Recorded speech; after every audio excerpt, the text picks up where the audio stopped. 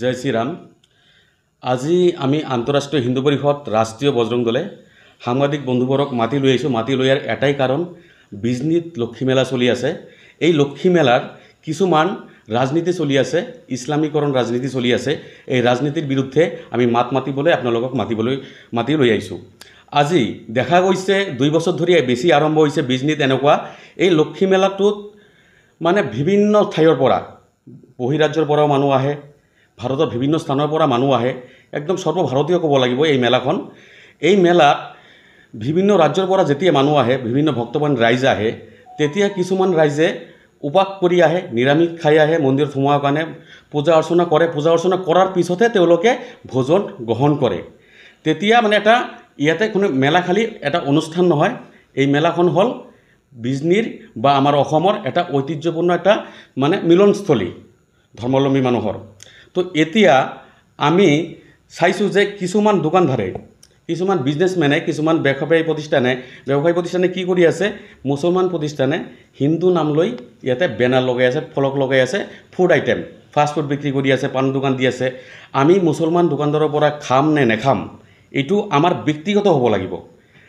মই এজন ব্যক্তিগত মানুহ হিচাপে মই এটা মুছলমান দোকানৰ পৰা কিনিম নে নিকিনিম, খাম নে নেখাম, এইটো ব্যক্তিগত হ'ব লাগে। যেতিয়া মোৰ তাতে গোপন ৰখা হ'ব যে মই কোন দোকানৰ পৰা খাইছোঁ, যেই দোকানৰ পৰা খাইছোঁ এই দোকানীজন মুছলিম বা আন সম্প্ৰদায়ৰ বা বেলেগ কিবা যদি হয়, তেনেহ'লে মোৰ জানিব লাগিব যে মই ক'ত খাই আছোঁ, কেনেকৈ খাই আছোঁ। এইটো বস্তু গোপন ৰাখি হিন্দু দেৱ দেৱীৰ নাম লৈ, হিন্দু সংস্কৃতিৰ নাম লৈ, হিন্দু সভ্যতাৰ নাম লৈ যদি এনেকৈ দোকান পোহাৰ চলাই থাকে লক্ষ্মী মেলাত, তেনেহ'লে কি হ'ব, আমাৰ ধৰ্মত অনুভূতিত আঘাত পৰিব। এনেকৈ আঘাত আমি হ'বলৈ নিদিওঁ। আমি ৰাষ্ট্ৰীয় বজৰং দলে এইবিলাক সহ্য নকৰোঁ। সেইকাৰণে আজি আমি বিজনী লক্ষ্মী পূজা পৰিচালনা সমিতিক এখন পত্ৰ দিছোঁ, স্মাৰক পত্ৰ, আৰু বিজনী মহকুমাধিপতিক স্মাৰক পত্ৰ দিছোঁ। বিজনী চিৰাং জিলা আয়ুক্তক আমি স্মাৰক পত্ৰ প্ৰদান কৰিছোঁ। আৰক্ষী অধীক্ষক আমি স্মাৰক পত্ৰ প্ৰদান কৰিছোঁ। সন্মানীয় ভাৰপ্ৰাপ্ত বিষয়াক আমি স্মাৰক পত্ৰ প্ৰদান কৰিছোঁ। বিজনী বিধায়কক আমি স্মাৰক পত্ৰ প্ৰদান কৰিছোঁ। এইটোৰ বিষয়ে আমি তেওঁলোকৰ হস্তক্ষেপ বিচাৰিছোঁ, মন্দিৰ কমিটিৰ হস্তক্ষেপ বিচাৰিছোঁ, পূজা কমিটিৰ হস্তক্ষেপ বিচাৰিছোঁ। কাৰণ কি, এনেকুৱা হ'লে এই লক্ষ্মী মেলাখন বন্ধ কৰাৰ কাৰণে তেওঁলোকে এনেকৈ ষড়যন্ত্ৰ কৰি আছে নেকি? এনেকৈ ষড়যন্ত্ৰ কৰি আছে ইছলামিক জেহাদীসকলে লক্ষ্মী মেলাখন বন্ধ কৰাৰ কাৰণে। লক্ষ্মী মেলা বন্ধ হ'ব নালাগে, কাৰণ লক্ষ্মী মেলা আমাৰ বিজনী পৰিচয় নহয়, আমাৰ অসমৰ পৰিচয়। বহিৰাজ্যৰ পৰা বহুত মানুহ, বহুত ভক্ত ইয়াতে আহি বিজনীৰ এটা নাম সুনাম হয়। এইটো সুনাম আমি কঢ়িয়াই ৰাখিব খুজি আছোঁ, এইটো সুনাম আমি অক্ষত ৰাখিব খুজি আছোঁ। সেইকাৰণে আমি অনুৰোধ জনাইছোঁ প্ৰশাসনক, অনিপত্তিমালামে একদম ইমিডিয়েটলি একশ্যন লওক, কিবা এটা কৰক, কিবা এটা এনেকুৱা এটা ডিচিশ্যন লওক যেনেকৈ এই পৰিস্থিতি হ'ব নালাগে।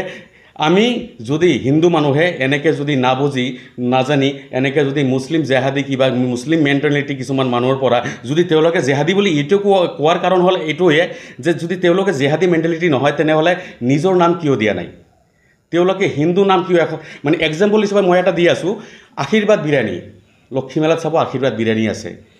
বিজনীতো কিছুমান দোকানদাৰ মানে পাৰ্মানেণ্টলি দোকান হৈছে, এইবিলাক হ'ল হিন্দু নাম লৈ পাৰ্মানেণ্ট দোকান হৈছিলে। আশীৰ্বাদ কেতিয়াও ইছলামিক নাম হ'ব নোৱাৰে। তেওঁলোকৰ বিভিন্ন ধৰণৰ নাম আছে, বিভিন্ন ধৰণৰ নাম দিব লাগিছিল। তেতিয়া আমাৰ হিন্দু মানুহে কোনো যদি এজন হিন্দু ব্যক্তিয়ে খাব নাখাব এইটো তেওঁলোকৰ ব্যক্তিগত কথা।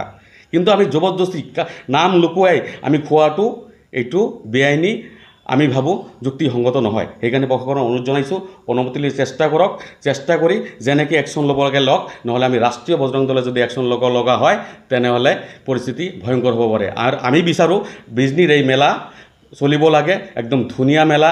আৰু এই মেলাৰ বিষয়ববীয়াসকলে দিন ৰাতি পৰিশ্ৰম কৰি, বিষয়ববীয়াসকলে পূজা সমিতিৰ বিষয়ববীয়াসকলে 250 জন ভলেণ্টিয়াৰ, পুলিচ প্ৰশাসনে দিন ৰাতি পৰিশ্ৰম কৰি এই মেলাখন চলাই থাকে। এই তেওঁলোকৰ পৰিশ্ৰম বিফলে যাব নালাগে, এটা মানে বেয়া পৰিস্থিতিৰ সৃষ্টি হ'ব নালাগে। জয় শ্ৰীৰাম।